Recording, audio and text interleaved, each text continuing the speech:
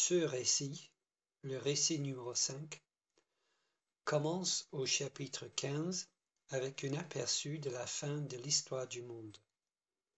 C'est une prolepse. Nous y voyons les rachetés, proclamant le triomphe de Dieu.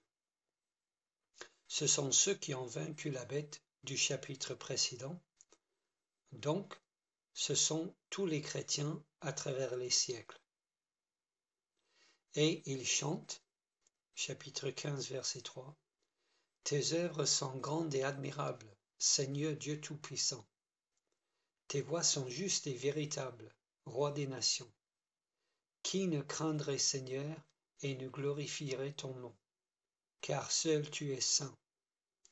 Et toutes les nations viendront et se prosterneront devant toi, parce que tes jugements ont été manifestés. » Au verset 5, la vision revient sur ce présent siècle mauvais et continue le récit. Rappelez-vous que c'est le même récit raconté 7 fois et que ce récit couvre le temps entre les deux avènements de Jésus. Ici, le temple du tabernacle du témoignage s'ouvre et 7 anges s'en vont sur la terre pour y déverser les 7 coupes de la colère de Dieu. Ils déversent les 5 premières coupes pour déclencher de nombreuses catastrophes sur la terre et sur les hommes. Ceci nous montre que les jugements qui viennent sur la terre viennent de Dieu. Ce sont ses jugements sur les hommes. On voit que ces jugements sont assez similaires aux 10 plaies d'Égypte. Je pense que l'on peut interpréter les 7 coupes et les 7 trompettes comme étant symboliques des derniers jugements de Dieu sur une humanité incrédule et rebelle. Ce qui est pour certains un jugement réel, une coupe déversée sur eux, et pour d'autres un jugement avertisseur, la trompette qui sonne pour avertir. Par exemple, quand on entend parler d'une catastrophe naturelle ou d'un attentat ou d'un crash d'avion, pour les gens concernés, c'est un jugement réel. Mais pour nous qui entendons parler de ce drame, c'est un avertissement de ce qui attend tous les hommes s'ils ne se répandent pas. Ce sont les prémices des jugements de Dieu sur les incrédules qui doivent les pousser à chercher la miséricorde de Dieu avant qu'il ne soit trop tard.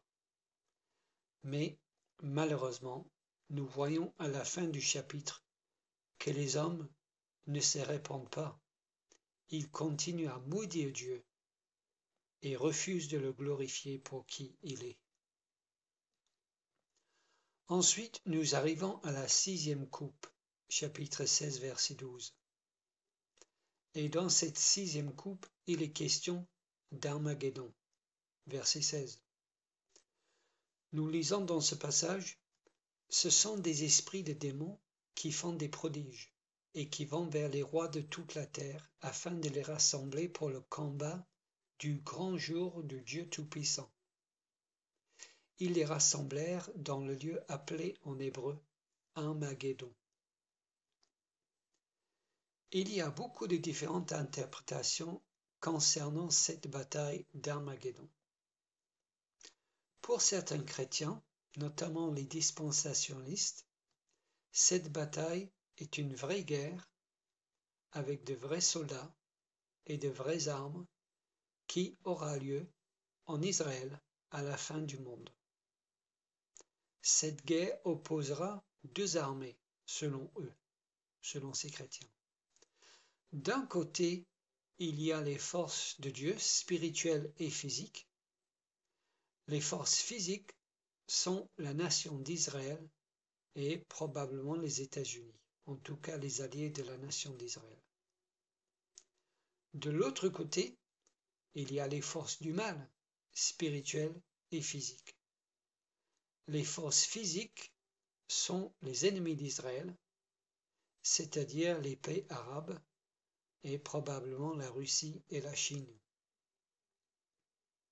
Ces chrétiens relient aussi à ce passage le passage qui se trouve dans Apocalypse chapitre 20 verset 7 où nous lisons « Quand les 1000 ans seront accomplis, Satan sera relâché de sa prison, et il sortira pour séduire les nations qui sont aux quatre coins de la terre, Gog et Magog, afin de les rassembler pour la guerre. Le nombre est comme le sable de la mer. Et ils montèrent sur la surface de la terre, et ils investirent le camp des saints et la ville bien-aimée. Mais un feu descendit du ciel et les dévora. » Selon ces chrétiens donc, c'est la dernière guerre sur terre pour voir qui gagnera entre les forces de Dieu et les forces de Satan. Mais est-ce que c'est une vraie bataille, la bataille d'Armageddon? Est-ce que c'est une vraie bataille? Comment le savoir? Ceci soulève la question plus globale concernant ce livre. Comment décider ce qui est symbolique dans ce livre et ce qui est à prendre littéralement? Autrement dit, quels éléments ont un sens figuré et quels éléments ont un sens propre? Je pense qu'un critère important pour décider est la cohérence. Nous devons être cohérents dans notre façon d'interpréter la Bible. Un manque de cohérence est un signe, je crois, d'une méthode insuffisante. Je veux dire par là que nous ne pouvons pas décider de façon arbitraire ce qui est symbolique dans ce livre et ce qui ne l'est pas, juste pour que cela colle à notre grille eschatologique. Par exemple, certains chrétiens croient que la bataille d'Armageddon est une vraie bataille. Mais ils ne croient pas que le dragon et la bête dans ce passage soient un vrai dragon et une vraie bête. Mais pourquoi pas? Vous me direz peut-être que c'est évident. C'est une question de bon sens. Mais pas tant que cela. J'en veux pour preuve l'exemple de l'épée. Dans le récit précédent, chapitre 13, il est question de gens qui sont tués ou blessés par l'épée. Chapitre 13, verset 10 et verset 14. Or, pendant environ 1500 ans, certains chrétiens interprétaient ces passages de façon littérale. C'étaient de vraies épées. C'était pour eux évident. C'était une question de bon sens. Sauf qu'aujourd'hui, plus personne n'interprète ces passages de façon littérale. Pourquoi pas? Que s'est-il passé? Eh bien, entre deux, on a inventé la poudre à canon et le fusil. C'est seulement avec la disparition de l'épée et l'arrivée des armes à feu que ces chrétiens ont commencé à interpréter ces passages de façon symbolique. Maintenant, ils disent que ces épées symbolisent des armes à feu. Mais là, personnellement, je vois une vraie incohérence. Si on estime que certains éléments sont à prendre littéralement dans un passage, alors il faut tout prendre littéralement dans le passage. Si la bataille d'Armageddon est une vraie bataille, alors la bête est une vraie bête avec 10 têtes, etc. On ne peut pas choisir ce que l'on veut parce que ça colle à nos idées. C'est l'erreur méthodologique qu'on appelle la cueillette des cerises. On prend ce qui nous arrange. De plus, je crois que si c'est l'actualité du jour qui dicte notre façon d'interpréter ce livre, alors notre méthodologie n'est pas la bonne. Avec cette méthodologie-là, on peut faire dire à cette prophétie ce que l'on veut, et en effet, certains ne s'en privent pas.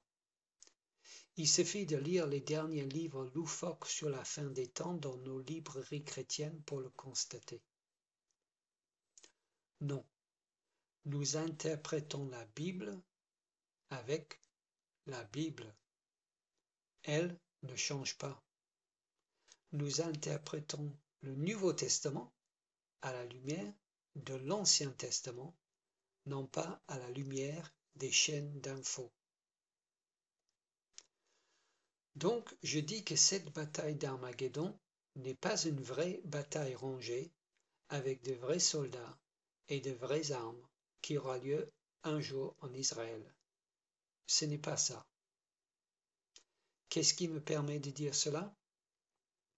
Tout d'abord, parce que je suis cohérent dans ma façon d'interpréter ce livre. Ma méthodologie d'interprétation ne m'amène pas à dire « c'est une vraie épée ». Non, finalement, ce n'est pas une vraie épée, mais un symbole d'une arme à feu. Ma méthodologie d'interprétation est de dire que nous avons affaire ici à un livre d'un genre apocalyptique, donc plein d'images et de symboles. Et ce livre doit être interprété comme un livre symbolique. Je crois que, sauf preuve du contraire, les différents éléments dans le livre doivent être pris comme des symboles. Et je suis cohérent car j'utilise cette méthodologie d'interprétation pour tout le livre. Ensuite, et beaucoup plus important, j'affirme que la vraie bataille a déjà été gagnée il y a 2000 ans sur une croix à Jérusalem par l'agneau de Dieu. Ça, c'était la vraie bataille entre les forces de Dieu et les forces du mal. Et elle a été remportée par Jésus une fois pour toutes. Il a détruit les forces du mal par sa mort et sa résurrection. Il n'y aura plus de bataille entre les forces du mal et les forces de Dieu pour voir qui gagnera à la fin, car les forces du mal ont déjà été vaincues. Elles ont déjà perdu. C'est fini. Une armée vaincue n'est plus en mesure de se mettre en rang pour se battre. Sinon, elle n'est pas vaincue.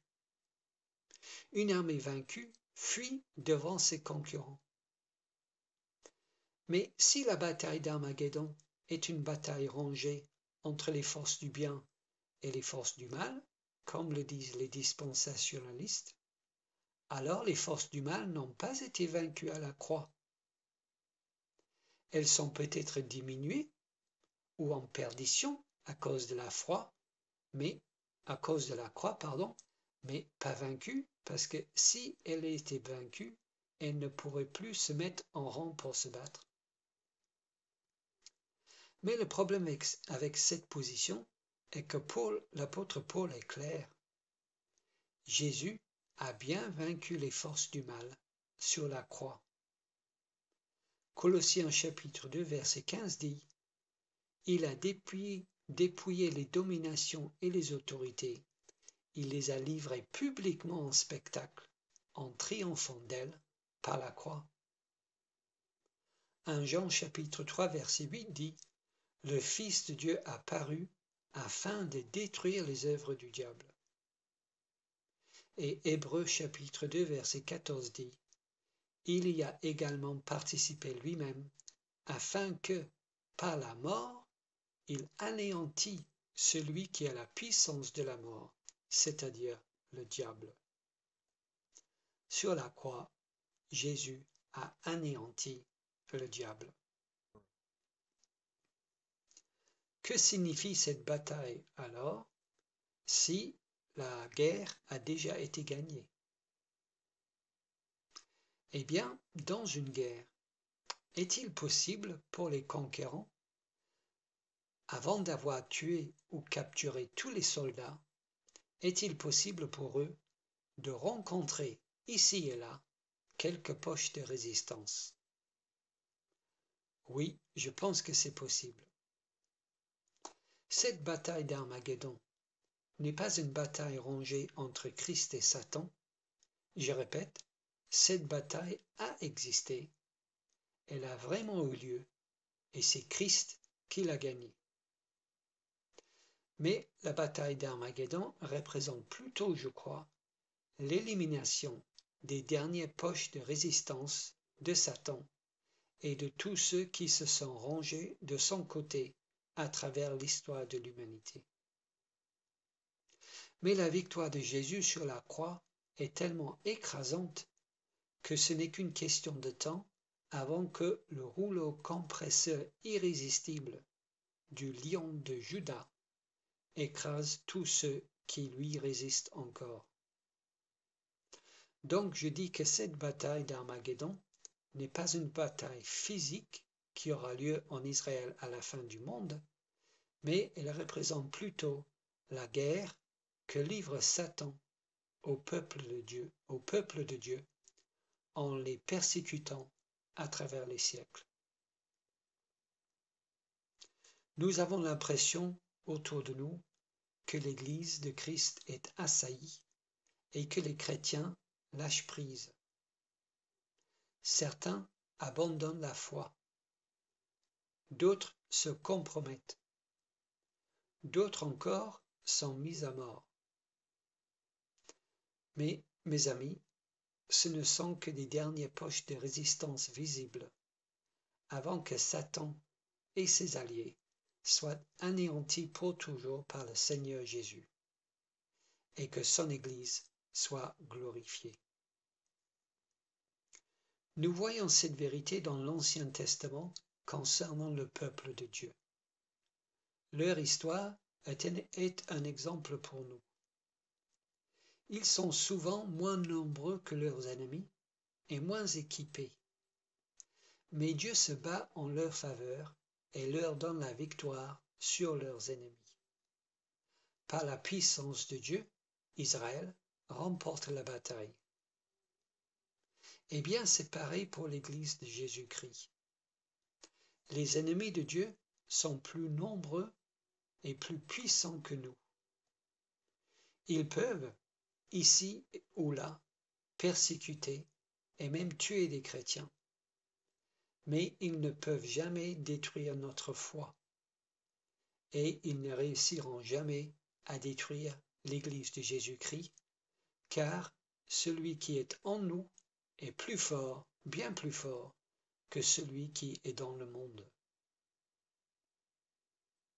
Il semblerait que vers la fin des temps, cette persécution s'accroîtra et se généralisera sur la terre à un tel point que les vrais chrétiens seront rares.